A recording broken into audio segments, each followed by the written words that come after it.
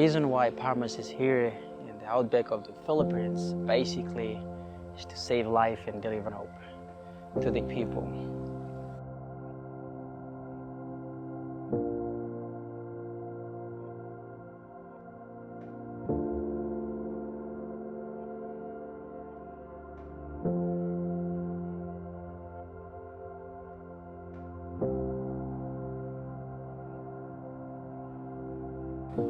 When I first came to the ministry, I was inexperienced, young, and as soon as I came to know Palmer's in 2019, and I came to know the ministry, and I worked with those that went before me, I've learned a lot from them, like Kuya Sean and Kuya Daniel.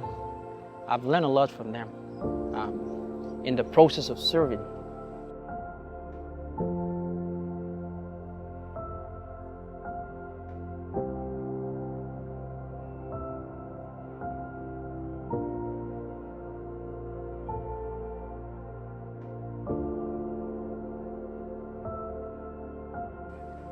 Overall, we do medevac flights, especially pilots. When they're on call, they would fly out into those remote islands and mountains, and they would bring patients from those places to big city hospitals so that they can get their medical assistance. And that's what basically Palmer's does. If it wasn't for Palmer's, if you look at how people live in the rural, or I would say like most people consider like most of the island here are remote and traditional, and they don't have the best facility for the medical assistant for all kinds of patients, whether it might be a pregnant mother or any kind of patient, I would say. So Palmer's basically they're out here to provide that platform to assist the patient so that they can get that medical assistant in the city hospital. If you look at the airplane, it's a huge blessing in the ministry. Without the airplane, it wouldn't be possible to bring patients out from the remote islands or the mountains. There would be other means of transportation, like people would, go on a ferry, on a boat, but it would take much longer time, the actual flight time. If you go on a plane, it's much more easy than you go on a boat. It takes much longer time, and at the end of the day, it might cost so much time in life. But with the help of the airplane, it speeds up the process so that you can bring the patient within less time, and then you can save life at the end of the day. So it's something, with the use of the airplane in the ministry, it's a huge blessing when it comes to do medevacs.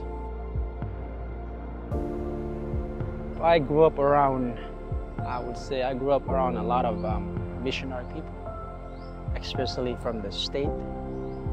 My village is not far from the organization that they serve also in my country. They do a lot of medevac flights, mission flying, and that's where I got my aspiration to become a pilot. And growing up, I also wanted to be that little LPN. And I always told myself that one day if I grow up to become a missionary pilot or someone, someone with influence in the future, I would rather become a little LPN to help people than do something else. That's why I chose to become a missionary pilot. Back in Heli 2021, I believe I was, as far as I can remember vividly, I was on call for a medevac flight in a small remote island in Cuyo to pick up a pregnant mother. She was due for labor, but she had to undergo a cesarean section, or in short, they call it C-section. And the next day I flew to Cuyo and I picked her up.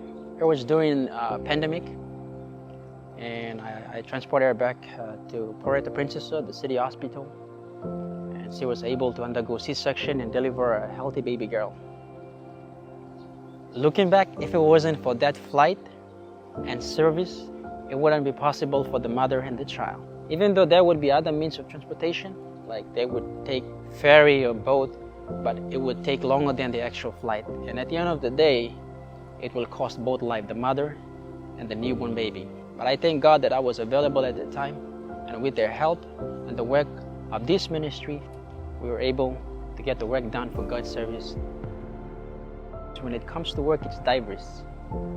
In those times that we don't have flights, we would go out and do all kinds of work, whether it might be working on an ongoing project with building and construction, or working on a tractor, mowing the runway, or even work on missionary motorcycle, or picking up missionary from the mountains, whatever our hands can find.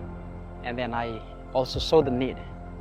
Recently, early this year, I finished my EMT, emergency medical technician. Looking back, I don't want to be an EMT until I came here to be a missionary pilot, and I saw the need of being a medical worker at first aid and go on and take up EMT.